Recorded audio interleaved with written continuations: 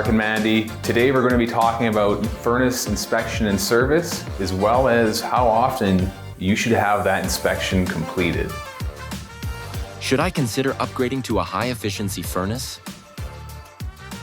If you're finding that you're having to repair your atmospheric furnace or your gas consumption has gone up significantly due to wear and tear on the atmospheric or mid-efficient furnace, then I would say that would be the right time to upgrade to a high efficient, get a new warranty, save money on utilities. Are there any warning signs that my furnace might need maintenance before it becomes a bigger problem?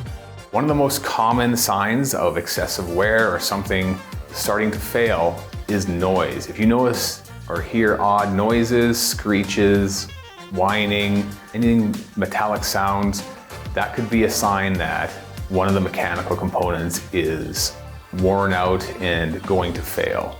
Another sign of potential failure is if you notice your furnace is starting and stopping frequently, not running for prolonged periods of time and not able to reach the target temperature that you've set.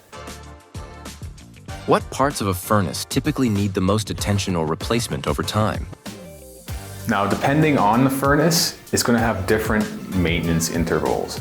Now, we'll start with high efficient.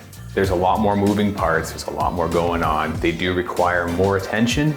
I would strongly suggest annually for high efficient.